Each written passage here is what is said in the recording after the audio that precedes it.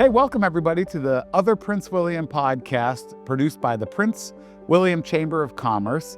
I'm your host, one of your hosts, Bob Sweeney. I'm the president and CEO of the Chamber of Commerce. And this year, I have the amazing opportunity to have a friend, a colleague, a co-classmate from Leadership Prince William be our co-host this year. Her name is Martina Jackson Green. And you will see over the next eight episodes just how amazing this person is. That's one heck of an intro. Thank you, Bob. As Bob said, I'm Martina Jackson Green. I'm the executive director of the Human Services Alliance of Greater Prince William. We serve nonprofits, faith-based organizations, and do-gooders all over the county, including Manassas City, Manassas Park. I am so honored to co-host with you, Bob. We have found some amazing people to highlight, folks just doing the work to make life better for everybody who lives in our county and the surrounding areas. So this is going to be a good time. Because Martina is entrenched in the world of Changemakers and the nonprofit community and the people that are doing this incredible work, uplifting our community behind the scenes, we want to highlight some of those people. And over the next 8 weeks, you're going to see some amazing stories of people that are doing God's work behind the scenes and lifting up our community. Absolutely. I cannot wait to get started. Yes, it's going to be wonderful. And so often, things happen, wonderful things happen. Well, how did those people get fed? How did those homeless people get helped, right? And you never really see the faces of the people who are doing that. And that's what we're going to do. We're going to shine a spotlight on those faces that do the hard work. But before we go to God's work, you're going to learn a little bit, because in this box are about 15 or 20 questions. I have no idea what they are.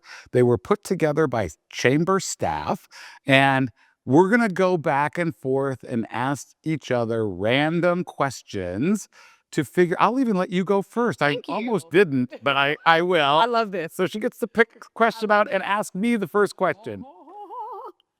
All right, Bob. What is your favorite holiday and why? Oh, okay. You just triggered me. My favorite holiday is Christmas. And it's because when I was 4 years old, I got a set of cowboy boots. We lived in the projects. I grew up very, very poor. We lived in public housing in Minneapolis. And my parents got me a pair of cowboy boots. And my dad was so proud. We were tinsel people on our Christmas trees. So I walked downstairs. It's like the Christmas tree's glowing. And I saw those cowboy boots. I put them on Christmas Day, and I did not take them off until probably mid-January, because they were cheap cowboy boots. And I had to take them off because my mom was yelling at me every single day, because she had to walk behind me and clean up all the black scuff marks all over it. But to this day, that is still a very special memory. And I lost my dad when I was 10. And I think about it often, that memory of getting my cowboy boots. I love that. Oh, little Bobby and his cowboy boots. I love that. That's a good one. That's a good one. All right. All right. Ready? My turn. I hope this is a really hard one. All right. Start squirming. Oh, I wish I got this one. How do you want to be remembered? I want to be remembered as someone who was a woman of her word and someone who made a difference. However that looks, I know people love to see like their name on buildings or something like that. But when I think about my grandfathers and my grandmothers, right? Nobody outside of our family would know their names today, but they changed the trajectory of our lives for generations by working hard, by being people of their word, by serving the community. My grandmother led like protests outside of the local grocery store because they were selling subpar meat in our neighborhood. I didn't know that till I was like 40. And I said, Grandma, what? So just amazing things that they did to help the people around them. And so it's not about, for me, being famous or anybody knowing me after I'm gone. But if I can change the trajectory of somebody's life while I'm here, that's how I want to be known. Hi, I'm Lovey Hamill. I'm CEO of Employment Enterprises. And we're so proud to sponsor the other Prince William County podcast in order for us to celebrate our 45th anniversary. You can find us at www.eeihr.com. Call us when you want to take the stress out of hiring. All right, Bob. I need like something juicy. What's in here? Aha! What's your theme song, Bob? When you walk in the room, what's the song that's playing in the background?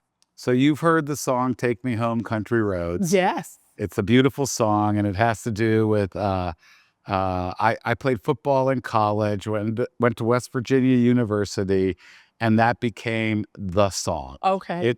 It means victory, and after every win, whether it was basketball, wrestling, football, baseball, whatever, the entire stadium or stands stays till the end. Wow. And they hug each other and they sing Country Roads together. Oh.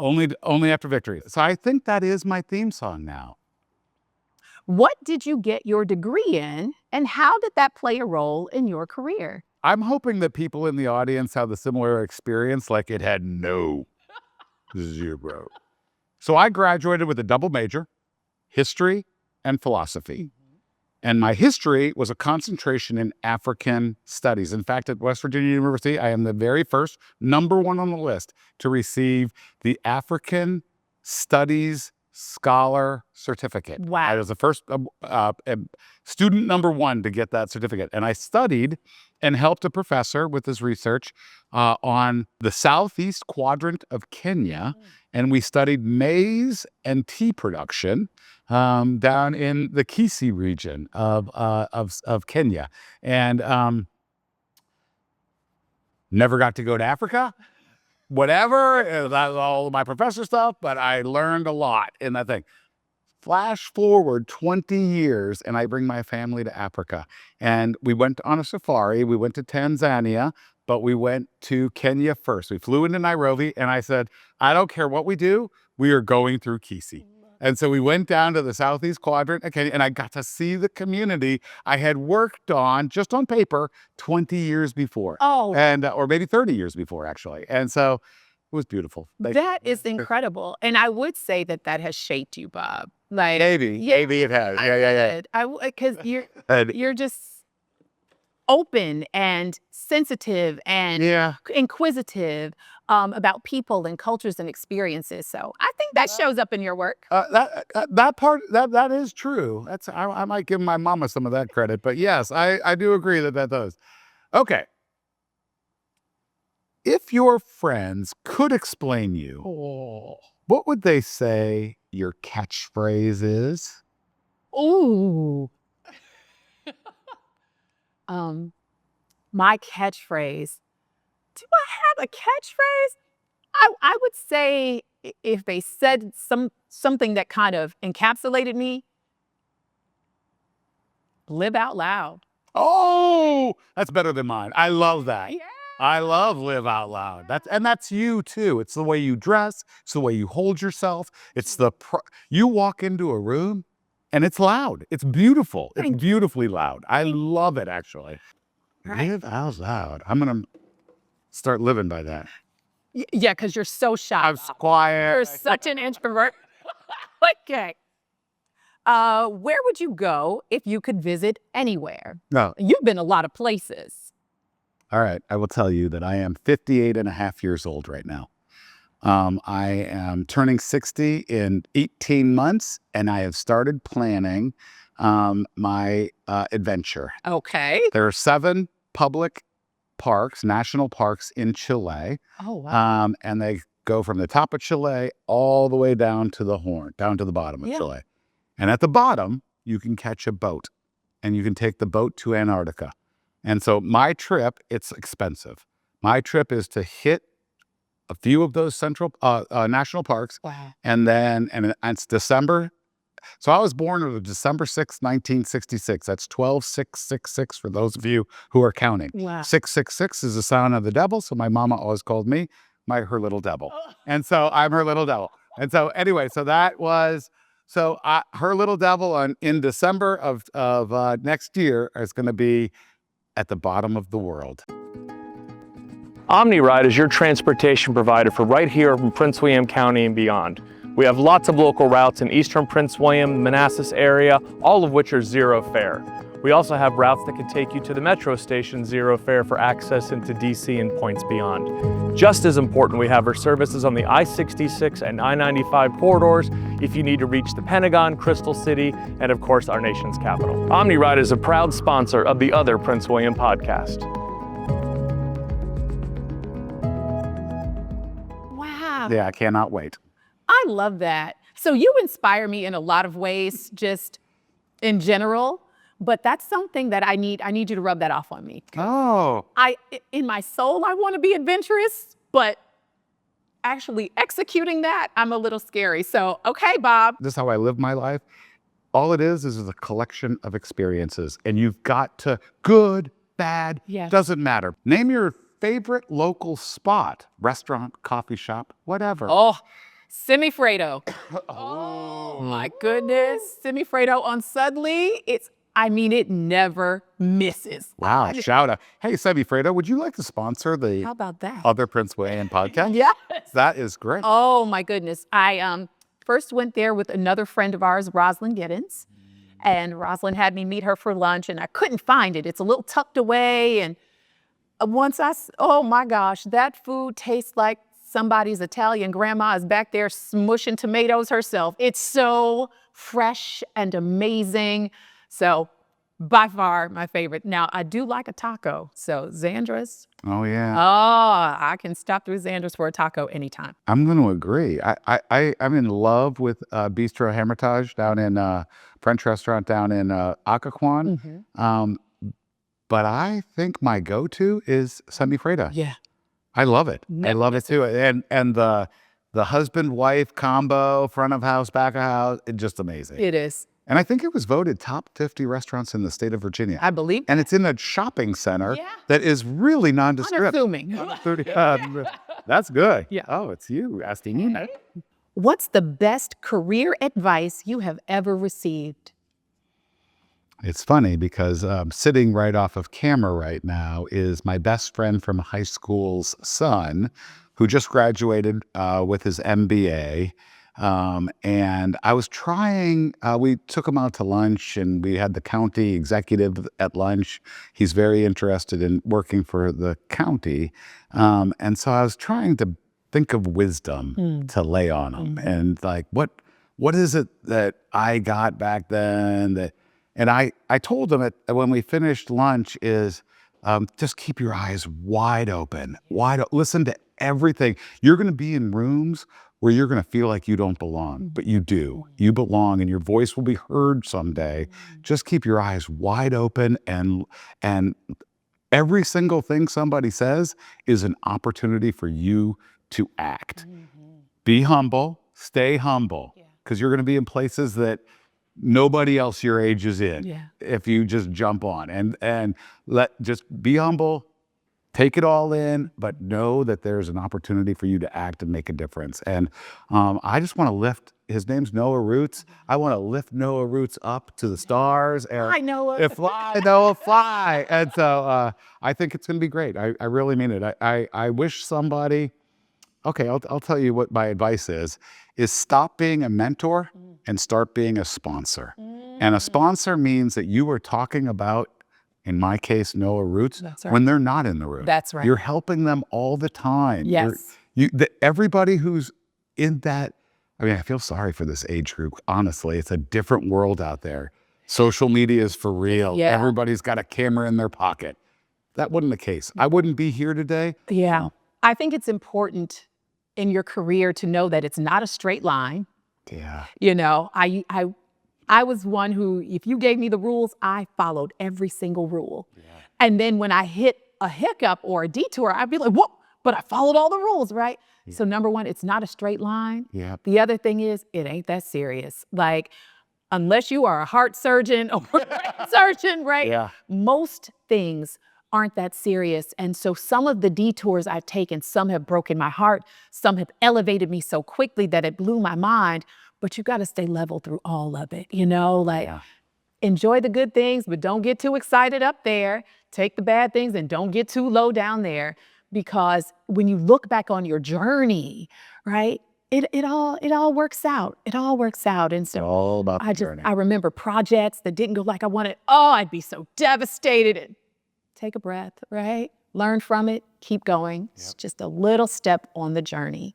What's the biggest misconception people have about the field you work in? Well,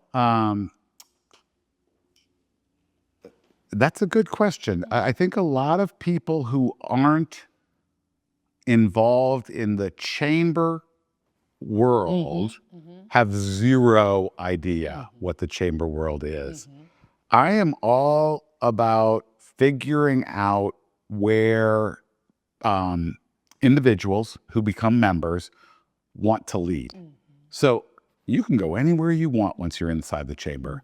Anywhere. You decide you have a project you want to do and you're willing to lead it, and I'm going to lift you up and figure out a way to get you what you need. As long as it's kind of in the overall mission of what we do. And I don't think people understand. I always call it enlightened self-interest. So I want you to do you. And I want you to be you as well as you can be, and I'll help you be you as well as you can. But if you're doing something that's for the greater good, use my network, use the chamber, build off yourself, and we'll help you, and put you on a pedestal to be great. And it's a lot of people call it servant leadership. That's what I'm very, very good at servant leadership, and I pride myself on. There's not one person on my team that I will not get coffee for. And they should be feeling the same way. Nobody's above it. Nobody. And so if you are willing to kind of make it about everybody else, that's what a chamber should be doing, is lifting up and when that happens, all of a sudden you'll see around the chamber, we're doing all kinds of weird stuff that you never saw a chamber do, because it's not just about advocacy for lower business taxes or something like that. It's about, if you see in our school system that literacy is a problem, let's step up and work on literacy a little bit as a business, because if it's a problem in our community, it's a problem in our business community. That's right. So let's figure this out together. And so it's why I'm actually so thrilled that we're doing this series right now, is because the Changemakers are all about the do-gooders. They're the ones that are out there doing God's work. And that's what I want to elevate. And I want to make sure the business community is in lockstep with our nonprofit leadership and our nonprofit community, because we can be supportive and helpful, and let's just do it. I love that. Who has been the biggest influence on your life and why? I'd have to say my mommy. I know it's the thing, but my mom at 75 earned her first PhD, and now at almost 78, she's working on a second. And she started her PhD when I was in like second grade. And just last weekend, she and her cohort presented a paper at one of the universities in Maryland. I went to meet them for coffee, and I am so proud of my mother, because dreams deferred are not dreams denied. And so whenever I feel like, oh my gosh, I can't do this, I have to think about her. She's a 2-time cancer survivor and soon to be double PhD. Like, her tenacity and her ability to dream against all odds just inspires me. So it's got to be her. She's like a superhero. I always like it when people are authentic and do what they believe, and how and live the life that they talk. They walk the way they talk.